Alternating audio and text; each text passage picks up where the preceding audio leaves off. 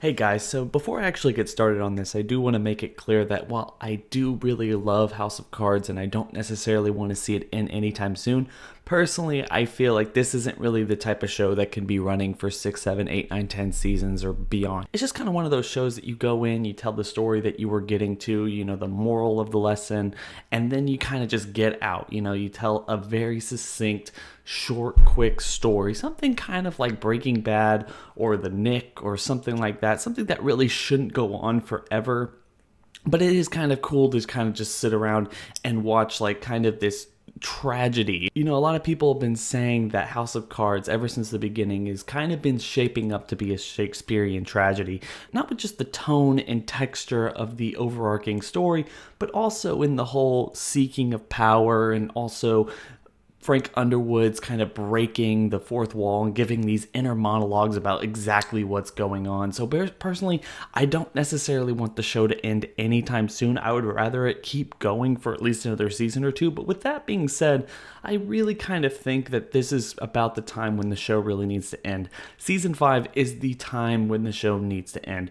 Now, honestly, I feel like this is kind of a Shakespearean tragedy that everyone's been focusing on since the very beginning of the series would be really awesome. And I just want to kind of take this video to explain myself in terms of why I feel like House of Cards is exactly a Shakespearean tragedy, kind of walk you through the act structure of a Shakespearean tragedy, and also kind of explain how the story might have been setting that up and what we might be seeing in season 5 and how that can actually go about to ending the series if that's what they plan to do. But like I said, this isn't really something that I actually expect for them to do. House of Cards is a huge success for Netflix. They really don't want to see this show end anytime soon, or at least that's just my thought. Now, they did kind of take the creative reins from Beau Willimon.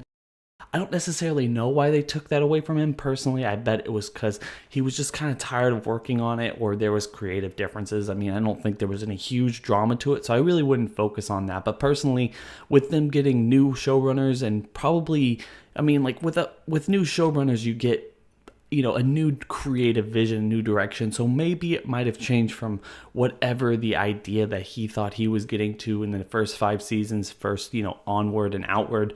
Maybe they have set it up and they will set it up for a couple more seasons, but let's just get right into this. How is House of Cards working in a Shakespearean 5-act structure? Now, those people who aren't really aware of this or don't know much about what Shakespearean 5-act structure actually is, I'm going to walk you through it. So first of all, you got Act 1. It's basically the exposition of the story. Here's where the audience learns of the setting. You kind of get introduced to the characters and the conflict is basically introduced. Now, obviously, for those who are familiar with the show, know that the time and setting is like basically present day, especially when the show started. I think in 2012 the show started, and that was the presidential election and Frank being promised the Secretary of State job, which he is not given, and then he basically has to step back and figure out a new plan to go forward. And in that, you meet all these characters who end up becoming very important and very kind of integral to the story going forward in the entire series.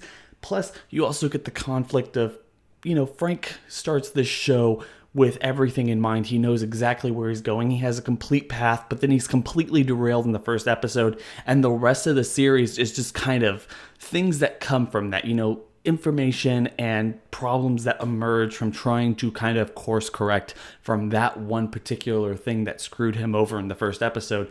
And the first season kind of brings up the same concept of his kind of reaction to the press and all of his relationships with people that kind of come back to haunt him in certain ways. First season really is one of those things that kind of sets up and continues this story, kind of sets it up, introduces the main conflict of the story so we can keep going forward. Now, the second act is basically the rising action of the play or TV show or whatever type of story you're trying to tell.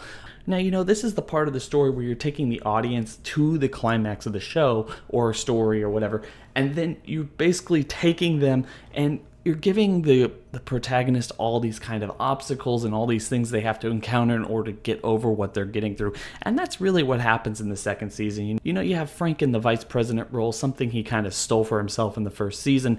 And then he's also trying to basically, as I'm pretty sure the president says in the show, I brought you on to kind of solve this stuff, but it just seems like you're running after fire after fire after fire because there's so many people kind of getting up on his ass and just doing everything they can in order to make them fail. And he has to get over that type of stuff. This is the part where Frank kind of starts to come into his own and figures out a way that he can kind of resolve, at least in his mind, the impact of that first little obstacle that he saw in the very first episode, where how can you get in the president's chair? And obviously by the end of the second season, he is definitely in the president's chair. And the third act is a climax, which is basically the turning point of the play. It represents kind of the highest obstacle and basically the biggest amount of suspense.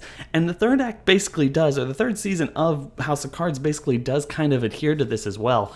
And it represents so much because at this point we've seen Frank being able to put out so many fires and so many different types of situations that you would just expect that as soon as he gets in the president's chair, he is going to become the strongest, most effective president of all time, just because of all the stuff that he was able to accomplish in the first season.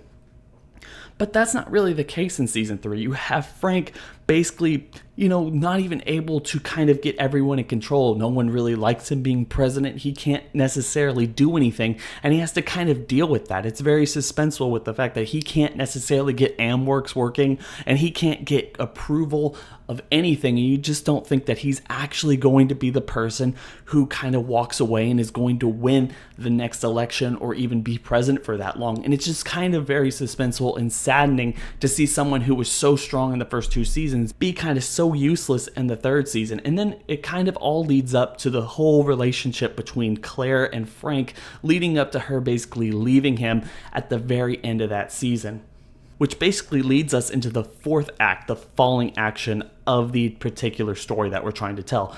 Basically, it's the exact opposite of the second act's rising action, and it kind of represents the story coming to an end, and all unknown details or plot twists are basically wrapped up, and we're finally moving on into the fourth act. Now, remember what fourth season was. It was basically Claire and Frank kind of trying to resolve their differences while all this other stuff is basically being melded together. They have all this stuff from the first, second, and third season making a glorious return. People we haven't seen in seasons coming back in order to kind of wrap up their storylines and all this other stuff in order to put Frank and Claire in the most intense situation that they've ever been in order to put their campaign and everything they've been dealing with for about 4 seasons basically to bed, and also in any political ambitions that they might have in the future. So this is an interesting falling action in my opinion. It's one of the things that made the 4th season such an interesting concept, where they brought back everything and they basically really rounded up the story.